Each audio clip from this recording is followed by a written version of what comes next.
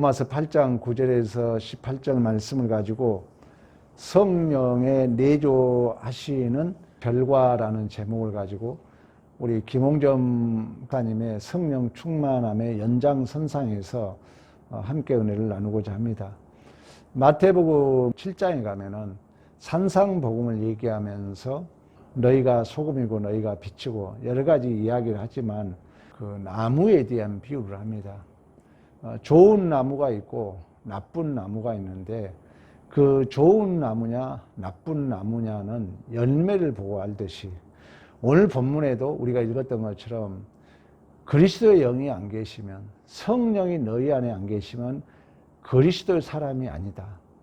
성령이 내 안에서 하나님의 아들이라는 것을 증언하게 하시고 양자의 영을 받아서 우리가 아빠, 아버지라고 부른다고 말씀했던 것처럼 우리 안에서 성령이 근본적으로 하나님의 거룩한 말씀의 도리를 깨닫게 하면은 성령의 조명을 받아야 되는데, 이 조명을 받은 자들은 반드시 우리 안에 성품적 열매를 맺게 돼 있다는 것입니다. 말씀은 시간과 공간이 없잖아요. 그러니까 하나님께서 그 계획의 모든 영광과 그 능력과 그 은혜와 찬송을 구체화시켰다, 실체화시켰다 그래요. 그러니까 우리가 형이사각적인 어떤 신앙생활이 아니라 시간과 공간에 실체적으로 구체적으로 우리가 신앙생활을 하게 되면 나타나게 돼 있다는 것입니다. 물론 이제 그분이 예수 그리스도고, 오늘 우리가 본문적으로 본다면 성령이, 성신이 우리 안에 내주하심의 결과는 성품적 변화를 얘기하고 있는데, 그 성품적 변화를 성령의 열매라고 얘기하고 있다는 것입니다. 갈라디아서의 5장 22절 이하에 말씀하고 있는 것처럼 육신은 성령을 거스리고 성령은 육신을 거스리고 서로 대적하고 서로 방해한다고 말씀했던 것처럼 분명히 그 사람이 성령의 지배를 받고 있느냐, 성령의 지배를 받고 있지 않느냐는 열매는 여러분 세 가지로 표현할 수 있어요. 언어, 얼굴 표정, 행동입니다. 우리가 가장 많이 쓰는 게 이제 언어죠, 언어. 언어에서 사랑과 희락과 화평과 자비와 양성과 충성과 온유와 절제의 열매를 맺고 있다면, 우리가 계속해서 성령 충만함의 연장선상에서 보고 있는 것처럼 로이드 존스 목사는 무엇인가 지배를 받는다고 말씀했던 것처럼 우리가 성령의 지배를 받고 성령이 내 안에, 내 존재 속에 물이 채워지듯이 채워지신 분은 반드시 그 안에 성품적 열매를 맺게 된 줄로 믿습니다. 그러니까 그 말은 뭐냐면은 이제 성령이 내 안에 내주하셔서 신자가 자꾸 자기의 연약함, 자기의 무능함을 깨닫게 해서 자꾸 하나님을 의지하도록 이끌어간다는 것입니다. 성령이 내 안에서 하나님과 나를 조명해 주기 때문에 하나님 앞에 서면 설수록 우리는 작아 보이면서 하나님을 의지하게 돼 있고, 그 하나님의 성품이 단어적으로는 사랑과 희락과 화평과 자비와 양성과 충성과 온유와 절제지만 그 성품의 구체화되신 분은, 실체화하신 분은 예수 그리스도인 줄로 믿습니다. 그래서 우리가 성신을 통하여 중생한 사람은 새로운 생명에 의해서 인격적인 활동을 하게 되는데 예수 그리스도의 성품이 나타난다는 거예요. 예수 그리스도. 그리고 예수 그리스도의 사명을 각성하고 사는 생활을 지향하게 돼 있다는 것입니다. 그럼 예수 그리스도의 삶의 지향이 뭡니까? 죄인을 위해서 섬기는 자예요. 십자가상에서 아버지여 저들이 죄를 알지 못하나이다, 저들을 용서하여 주옵소서. 예수님의 사역의 구체적인 사역은 십자가상에서 보여줬던 것처럼 그 죄인을 위하여 수치와 멸시와 아픔과 고통과 조롱을 감당해 주는 것입니다. 그러니까 우리가 생각하는 성령은 어떤 능력으로만 생각해가지고 어떤 초월적 기적을 경험하는 걸로 우리가 많이 착각들 하는데, 그게 아니라 성령이 내 안에 내주하면은 자꾸 나의 연약함을 깨닫게 하고 하나님을 의지하게 하고, 그리하여 예수 그리스도의 성품을 닮아서 예수 그리스도의 사역을 할 수 있도록 우리의 모든 존재의 지향성이 변하게 된 줄로 믿습니다. 그러면서 차츰 내 인격이 고귀하게 하나님의 신의 성품에 이르도록 변해간다는 거예요. 우리 인간이 신의 성품에 이른다는 것은 뼈를 깎는 아픔이라는 것을 저도 느껴요. 참 변화가 쉽지 않다는 걸 느끼면서 빨리 변화한 사람이 있는가 하면 그렇지 않는 분은 여러분 알잖아요. 여러분 주위에 변했단 말 듣습니까? 변했단 말 들은 게 정상이거든요. 근데 우리의 이 생명의 변화가 나무가 큰 게 안 보이잖아요. 근데 어느 날 보면 커 있잖아요. 우리가 피나는 노력을 하지 않으면 이 성령 충만함을 받은 자는 반드시 차츰 변하게 돼 있어요. 그래서 우리가 이제 50, 60이 넘어가면은 손자, 손녀를 바라보는 할아버지 같은 넉넉함이 돼야 돼요. 반드시 우리는 이 성품적 변화를 가져야 됩니다. 우리가 요한복음 16장 13절에 보면 이런 얘기를 해요. 진리의 성령이 오시면 그가 너희를 모든 진리 가운데로 인도하시리니 그가 스스로 말하지 않고 오직 들은 것을 말하며 장래일을 너희에게 알리리라. 이 장래일이라는 것은 사실 말씀대로 우리를 가르쳐주고 인도해 준다는 거예요. 성령이. 본문에 읽었던 내용도 너희 속에 하나님의 영이 거하시면 너희가 육신에 있지 아니하고 영에 있나니 누구든지 그리스도의 영이 없으면 그리스도의 사람이 아니라. 우리가 죽을 몸도 이 살아있는 영이 나를 살린다는 거예요. 예수님께서 우리를 부활하시고 생명으로 이끄셨던 것처럼 그 예수의 영이 우리 안에서 죽을 몸도 살린다는 거예요. 그러면서 13절 너희가 육신대로 살면 반드시 죽을 것이로되 영으로서 몸의 행실을 죽으면 살리라. 무릇 하나님의 영으로 인도함을 받는 사람은 곧 하나님의 아들이다. 그래서 우리 안에 이제 양자의 영을 받아서 우리가 자녀이면 상속자고 하나님의 상속자요 그리스도와 함께한 상속자니 우리가 그와 함께 영광을 위하여 고난도 함께 받아야 할 것이니라.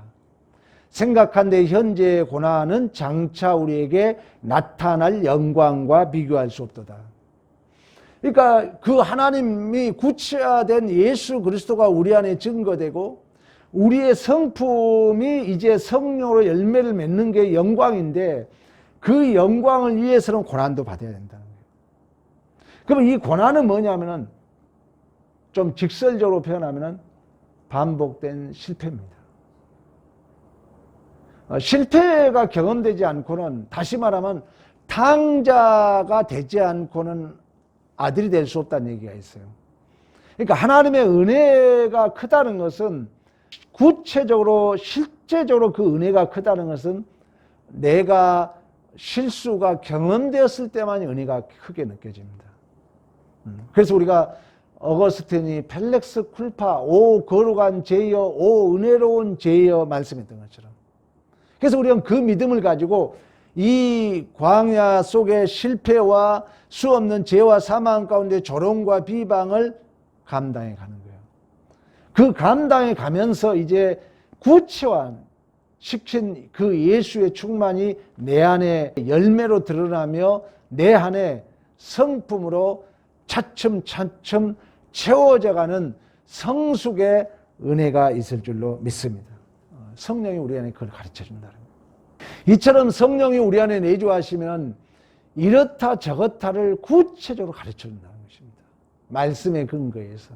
사도행전 1장 8절이 너희가 성령이 임하면 권능을 받고 예루살렘과 온 유대야 사마리아 땅끝까지 이르러 내 증인이 되라고 말씀했던 것처럼, 예수님께서 부활 성천하면서 마태복음 우리가 28장에 이제 하늘과 땅의 권세를 주노니 너희가 가르쳐 지키라고 말씀했던 것처럼, 그 가르쳐 지키는 것은 예수께서 이 땅에 오셨던 그 사역을 이제 또다시 우리에게 맡겨줬다는 거예요.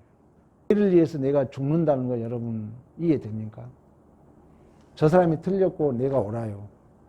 내 옳은 걸로 저 사람을 죽인 게 아니라 그 틀림을 위해서 내가 죽어준다니까요. 죄인을 위해서. 그러니까 이 기독교는 윤리도덕을 무시하자는 것이 아니라 윤리도덕을 넘어서자는 거예요. 그때 하나님이 역사한다는 거예요. 그 일을 우리 안에 가르쳐주고 생각나고 인도에 있어서 우리의 신앙이 차츰차츰 성장하고 열매를 맺게 해서 그 예수님께서 이 땅에 이루셨던 그 사역을 우리에게 감당하도록 한다는 것입니다. 그 사역이 확장돼 가면은 집에 가면은 진정한 아버지로서 또 아내와 남편에게 진정한 그 신랑으로서 그런 얘기 했잖아요. 교회는 신부예요. 내가 여자여도 남편에게는 신랑 역할을 하는 거예요. 예수 역할. 왜? 모든 인간은 신부이기 때문에. 신부. 그 신랑은 예수를 얘기하고 있는 거예요.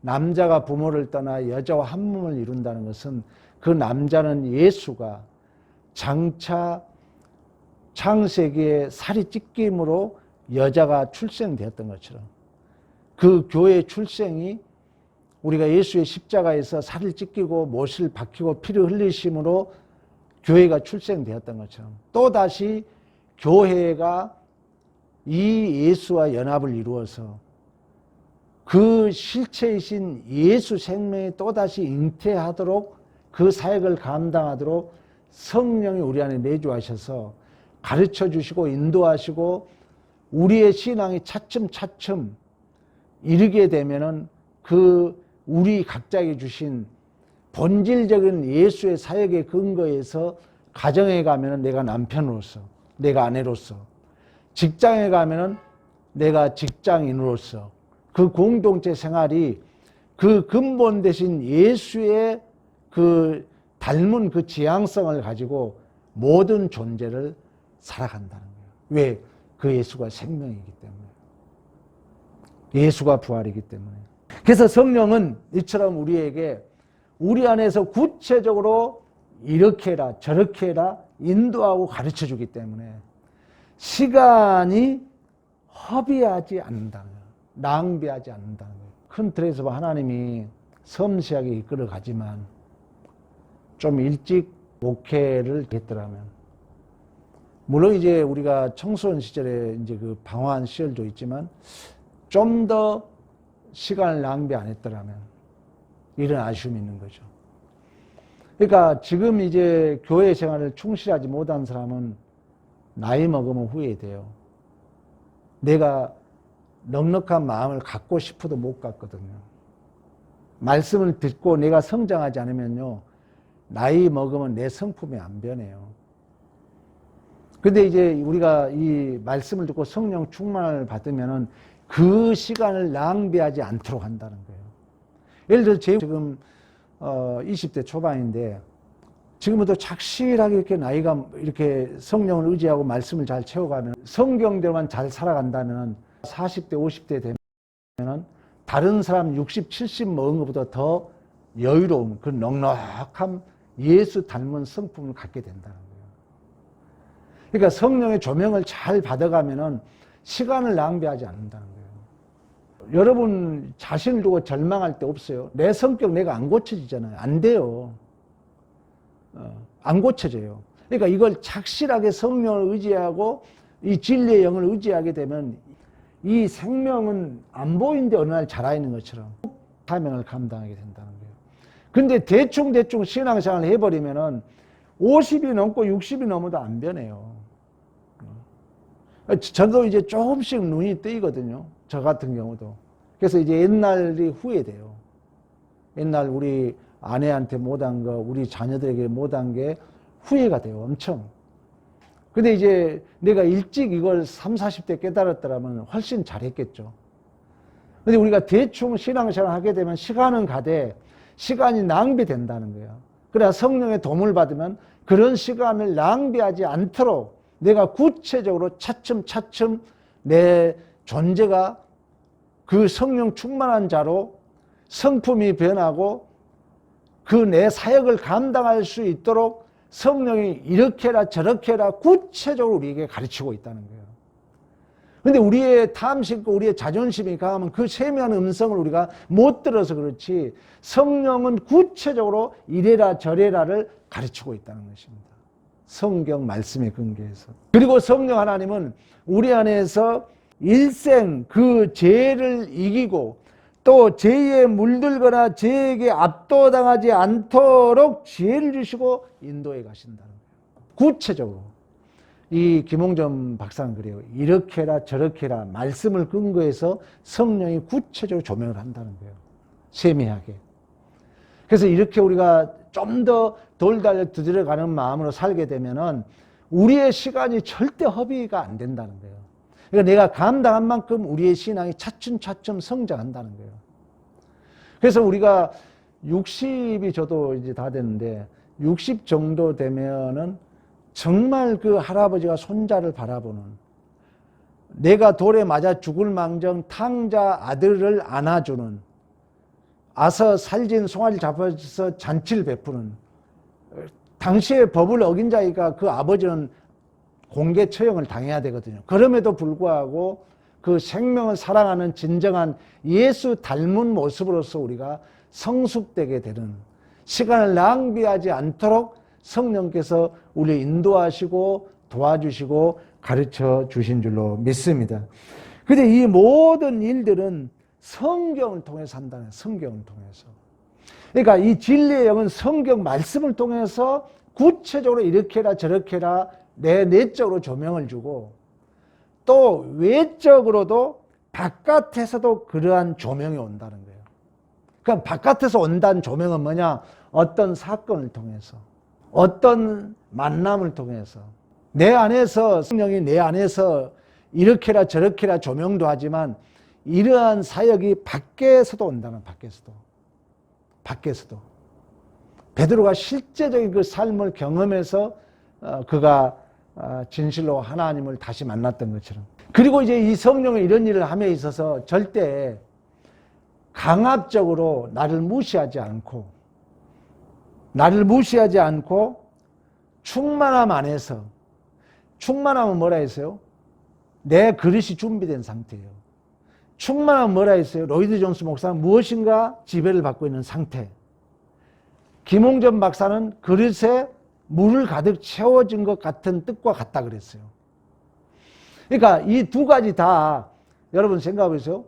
두 가지 다 무엇인가 끌림을 받고 무엇인가 그릇에 물을 채워진 것 같은 안에서 성령이 우리를 이끄시고 가르치고 생각나서 성령의 열매를 맺게 하고 그 사역을 감당하도록 하는데, 강압적으로 하지 않고 우리의 고집을 무시하지 않는다는 거예요. 그러니까 때로는 하나님이 우리를 기다려줘요. 때로는 허용해요. 문제는 뭐냐?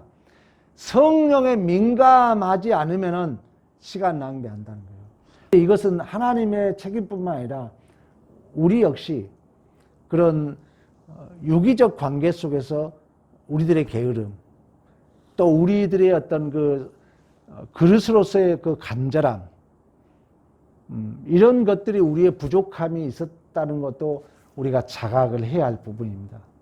어쨌든 오늘 본문은 성령이 내주하셔서 열매를 맺게 하고 사역을 감당하도록 하는데 우리에게 가르쳐주고 인도해 주시고 말씀을 근거해서 강압적이지 않고 무시하지 않고 유기적으로 우리를 이끌어 가신 줄로 믿습니다. 그러면서 이 김홍전 박사는 뭐라 하냐면, 이 성령 충만함을 외적인 은사로 너무 강조하지 말고 자꾸 자기의 내적 변화에 관심을 가지라고 그래요. 우리가 내적 변화에 세밀하게 관심을 가져야 돼요. 내 언어 톤이 높아지고 말 함부로 무식 속에 은혜 떨어진 얘기하고, 막 나도 모르는 새 표현이 그 기독교인이 써서는 안 될 표현들을 쓰잖아요. 막 10원짜리 팔고 이런 것들은 성령의 지배를 받지 못하니까 그렇다는 거예요. 성령은 구체적으로 이렇게 해라 저렇게 해라 우리를 조명하고 가르치고 인도하고 있는데, 아까 이게 성령 충만한 무엇인가 지배를 받고 있다고 로이드 존스 목사는 얘기했거든요. 김홍전 박사는 이 그릇에 물이 가득 채워진 것과 같은 뜻으로 해석했거든요. 그러면 내가 그릇이 준비 안 되면은, 내가 지배를 안 받는 유기적 관계 속에서 하다 보니까 내가 쓰는 단어들이 거칠어지고 신앙인으로서는 쓰지 않을 단어들이 나온다는 거예요. 그것은 성령과의 관계 속에서 우리가 깊이 고민하고 돌달들어가는 마음을 갖다 보면은 반드시 차츰차츰 성장이 돼 있다는 거예요. 성장하면은 아까 얘기했잖아요. 시간을 낭비하지 않는 자로서 그 열매는 우리 안에 맺게 된 줄로 믿습니다. 이러한 성령의 충만함이 있기를 간절히 축원합니다.